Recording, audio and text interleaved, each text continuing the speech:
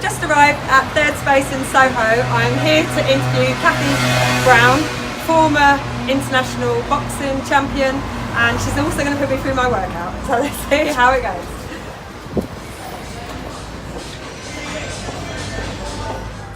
Hi, I'm Cathy Brown. I'm an ex-professional boxer. I was the second woman in the UK to receive a professional boxing licence. During that time, I became ranked number 3 in the world, and I won the British and the European Championships. Cathy, thank you very much for letting me interview you or talk to you for my Mindset March. Before you put me through my paces, I want to just have a chat about your story. Firstly, your professional career. What was it like back then compared to what most people know of Olympic boxing for females? What was it like when you started? It was worlds apart than it is now for women's boxing. The fact that I was only the second woman to get the licence, and men were heavily opposed to women getting their licences and said women should not be allowed to box. You're too pretty to box. Or, boxing is not a woman's sport, it's a man's sport. You know, the walls I would hit, like getting into gyms, getting on shows, it was a real big battle back in, it was 1998. I spent most of my life quite angry, hence why I got into boxing. And actually I started to learn with boxing, with the calmness I'd learned from boxing, is actually negotiation, and to be able to speak to these promoters, etc., about letting me on their shows, and I'll sell enough tickets to get on your show, pay for all my opponents to come over from Europe because there's no one in the UK for me to fight, get them over, pay for them, and put some money in your pocket. And it was like, yeah, deal, brilliant. Getting into people's gyms, I would spar guys. Look, go on, I'll give you £50 just to hit me properly, just to spar with me properly. Because otherwise I'm not learning, you're just like messing about with me, you're not really letting me come into your gym and use it properly. So I would pay sort of excessive amounts just to be able to go and use people's gyms. So I take it there wasn't that many female boxers back then, was there, that you knew of? That could actually, so that's why you went with guys, is that right? So there was only one other woman who was Jane Couch before me. There was no real other women in the UK.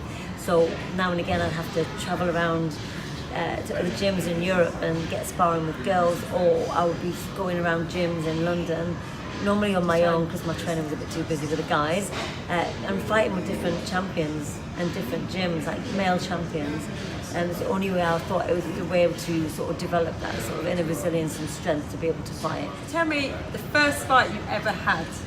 Where was it? What was it like? What happened? Can you remember anything about the first time you actually were in the ring, proper fight? Here we go.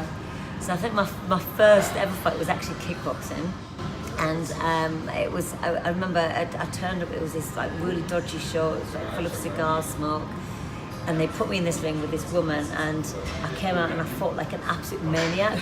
The skill set was terrible, the technique was terrible, I was blown out my bum, it was so bad.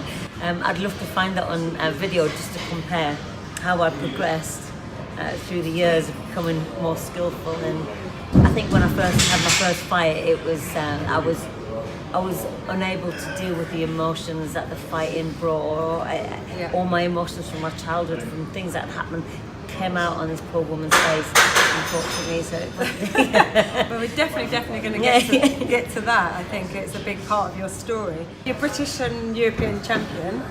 What was that like, those moments when you kind of knew that you were actually good, and you know that moment where you're the winner? How does that make you feel? As you know, when you've been battling for so long, and you've been hitting walls and walls and walls, and you've had some losses, and you've got to pick yourself back up and start again, and then pick yourself back up and start again and again.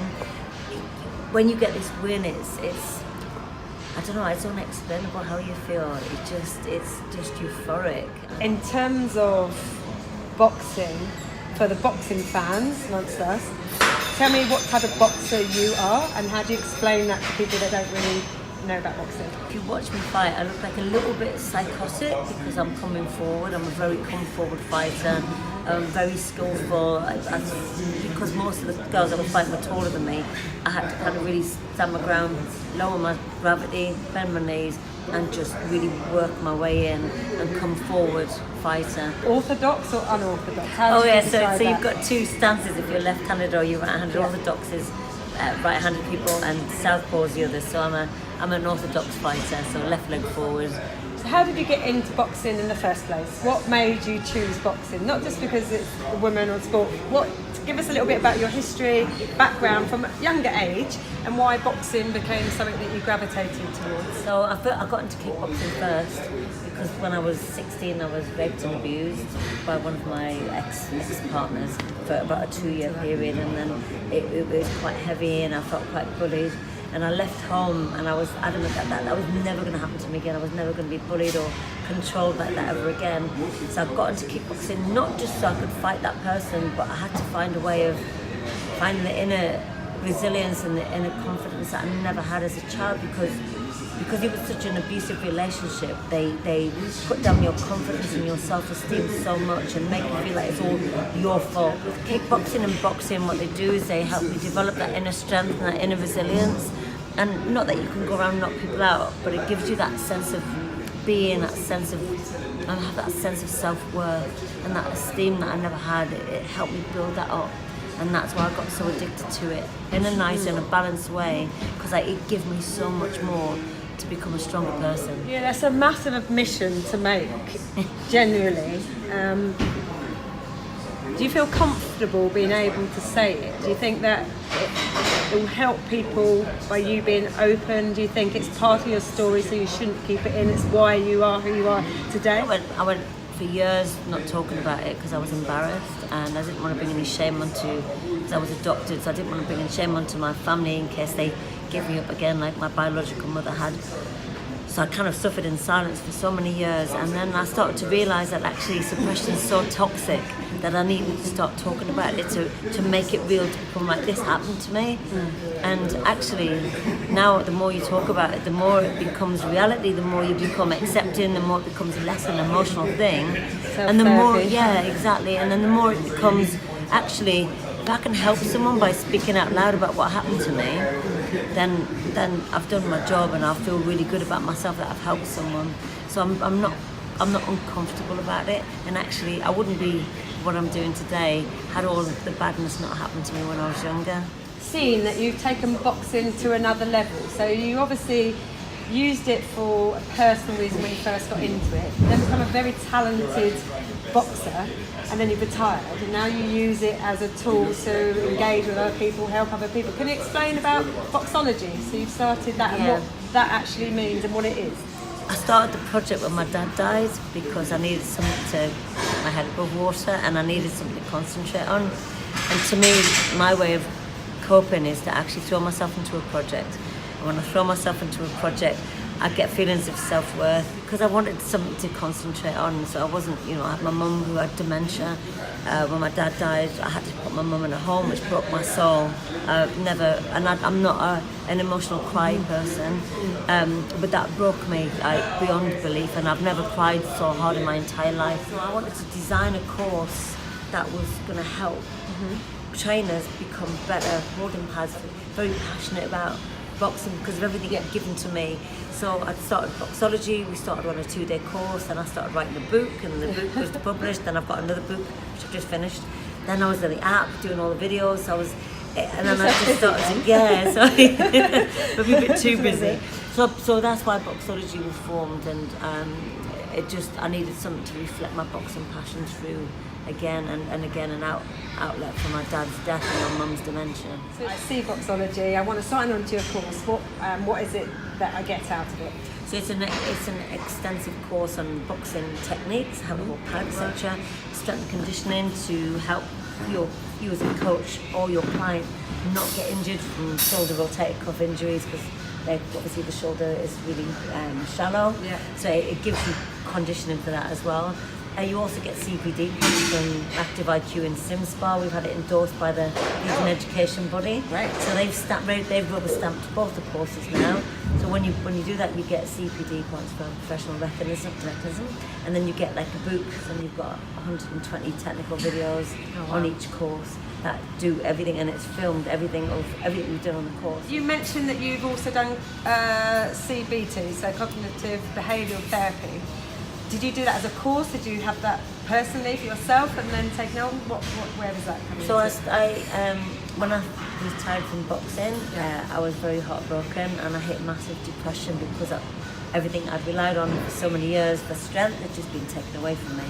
So my whole world came kind of crashing down around me, and I was like, didn't know what to do. I hated boxing.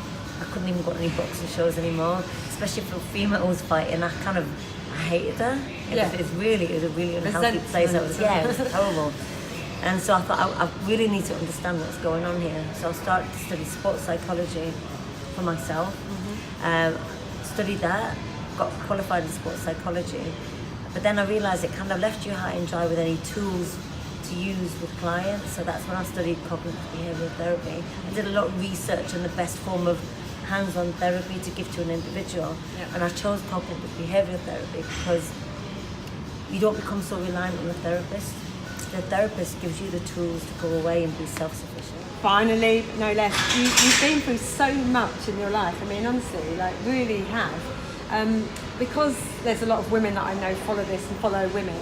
I hope you don't mind me asking, but on a personal level, I know we spoke about it before, you weren't able to have children, you kind of had a lot of miscarriages and that. Do you mind kind of sharing that with people that are hopefully going to watch this? Sure. With Mother's Day just passed, it also made it quite difficult. In fact, I'm adopted as well, so I've never really had any blood family. We had 10 failed IVFs. We went through quite a long process, reducing my immune system. I was on cancer medications. We went down the route of doing donor eggs because my eggs weren't good enough, and I just couldn't get pregnant. And as a female, and a married female, you feel that I let my husband down because I wasn't able to have children. And everyone around you seems to be having kids and they're successful. You know, they get married and then they get pregnant straight away. And I know there's women out there who are struggling. But again, I speak out about it because I didn't have anyone help me. I didn't have any counselling or anything like that. I was just going on the internet and trying to search for different people who've been through certain things and what should I feel like. And even now, and I mean the last one we did was 2 years ago. Wow. And I'm still now struggling to go, how am I supposed to feel? How am I supposed to be alright with this? Still trying, not trying? We're not trying. We give up 2 years ago, so we stopped trying 2 years ago, and now we're just trying to just be me and my husband together. And you work together on Boxology, right? So you've got a passion together, which is lovely. I mean, that's really special. So we've actually come out stronger, and a lot of relationships struggle with that relationship issue because it drives them apart. Because they start arguing a lot, and it's just so stressful when you constantly are, I'm not pregnant again, I'm not pregnant How again. did you remain strong? What's the I just knew message? I couldn't give up, as that was knocking into my boxing resilience. That boxing and sport have really taught me about resilience and about strength. So anything, even in life that has gone wrong, you kind of lock into those learned inner behaviours from sport, and you go, right, I can't give up, I've got to keep going, I've got to keep putting one foot in front of the other. Thank you so much. I mean, honestly, it's been fascinating learning about you, but I love your mental attitude, your approach. You know, despite problems which everybody goes through, you'll still have your bad times, like we know, but you've got that resilience that takes you and moves you through life, and that's so empowering. So Cathy Brown, international boxer, cognitive behavioural therapist, founder of Boxology, PT for many, many years, coach and everything else that we do in the ring. You're here at Third Space, which is amazing, fantastic location. What's next? I want to develop Boxology even bigger, so we're producing the intermediate course now, then the advanced, but in the interim period I'm going to do boot camp for general public, to do a one-day boot camp and just produce an app for them to do, because you know that boxing gives so much. Right, let's do it. Thank you so much. 1, 2, good straight. Roll, 1. Elbows tucked in. Good. 15 seconds.